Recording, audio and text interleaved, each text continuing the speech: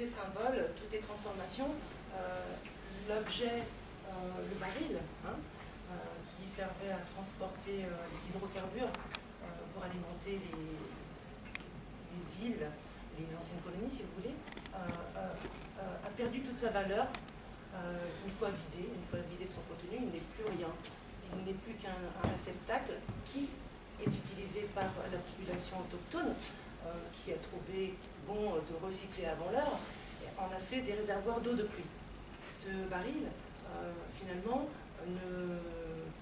n'avait plus de grosse utilité, si vous voulez, et en fait, par le travail de l'artiste,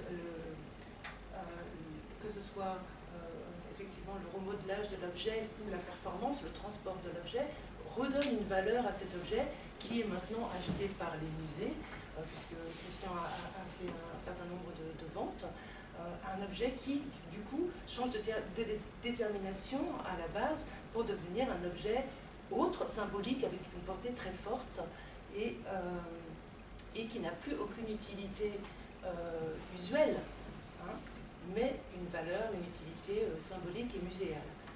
Donc voilà, c'est ce travail de réappropriation des objets de la vie courante et en fait le fait de redonner une valeur même financière finalement à l'objet, un objet qui va parler d'une population, qui va parler d'une période de l'histoire, qui va parler surtout de l'évolution de cette population.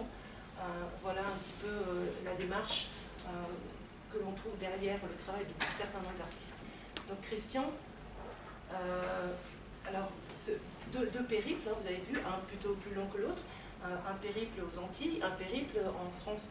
Donc l'idiabla, un mot créole, pour désigner quoi? Tout d'abord, je tiens à remercier Catherine, vous remercier. Pour redire ça, je travaille sur deux thématiques. La première thématique, c'est autour du volcan à Montagne Pelée, l'éruption de la Montagne Pelée, et aussi la traite des esclaves. Vous avez vu Césaire, j'ai beaucoup travaillé à partir de sa littérature de Césaire. Et si je suis arrivé à ce travail sur l'idiabla, c'est parce que dans l'histoire de Césaire, quand il a été dans un pays de l'Est, et c'est là qu'il a découvert pour écrire le retour au pays natal, il y a une dame qui sort qui dit, parce qu'elle était noire, voici le diable. Autre chose, Césaire va en Afrique pareil, et on sort un masque, et Césaire dit à monsieur, on a ça chez nous. Il dit non, ça nous appartient. Et le monsieur raconte, il dit à Césaire, ce masque, c'est un masque, il va falloir être initié, avoir de l'argent, tout. Et chez nous, nous avons détourné ce masque pour faire peur. Et à partir de ce moment, j'ai récupéré cette histoire de Césaire pour faire ce travail autour de cette performance. Mais ma performance est une performance aussi, c'est un état des lieux. Qui suis-je dans ce monde? Avec toute ma composante blanc, noir, chinois, tout. Et c'est ça mon travail a été conçu en France. Hein? Reconnaissez-moi, parce que je fais partie de vous. Je ne suis pas absent.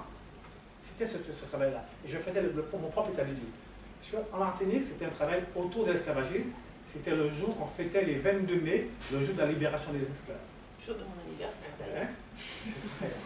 Et en ce qui concerne la quête des matériaux, c'est une quête en permanence que j'ai dans ce pays parce que nous avons très peu de temps, peu d'art, qui fait à peine 60 ans, et nous sommes en train de dire qu'est-ce qu'on fait?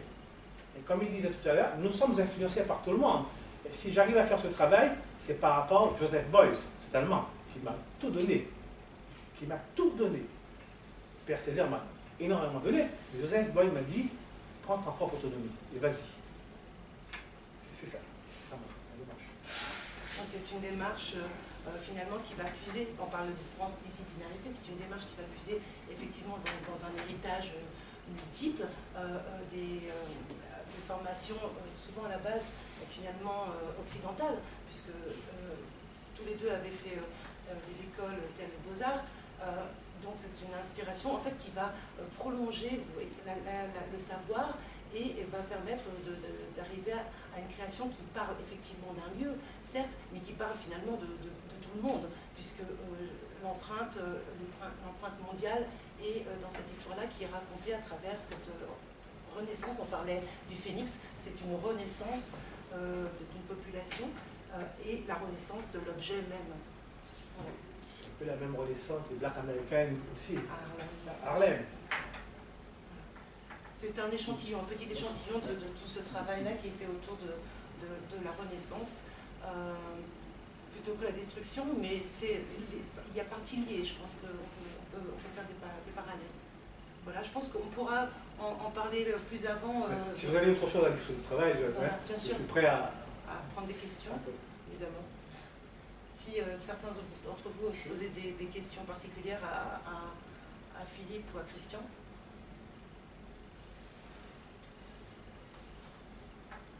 C'est vrai que d'emblée, ça peut être un peu déroutant comme genre d'approche, parce que... je ne sais pas si c'est déroutant. Déroutant. Ah, déroutant. Peut-être certains le trouvent déroutant, effectivement, parce qu'à partir du moment où un objet a été mis au rebut, voilà. Alors ce que je veux dire quand même, c'est qu'il y a une grosse différence entre ce que moi je considère être ce travail d'artification et le travail, par exemple, de Duchamp. Alors on voit l'objet de Duchamp, c'est le ready-made.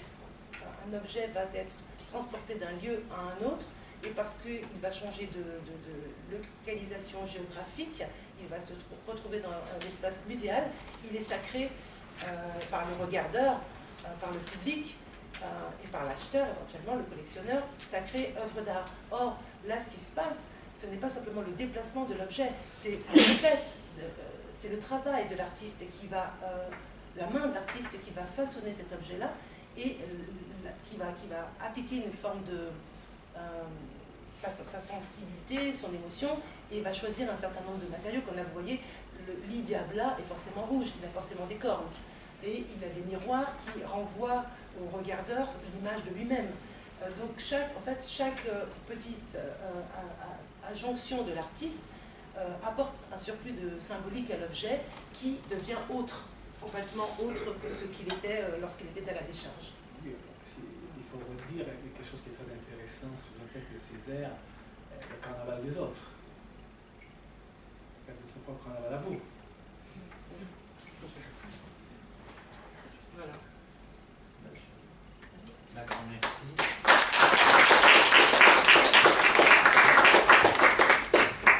Eh bien, nous sommes invités donc à aller nous restaurer.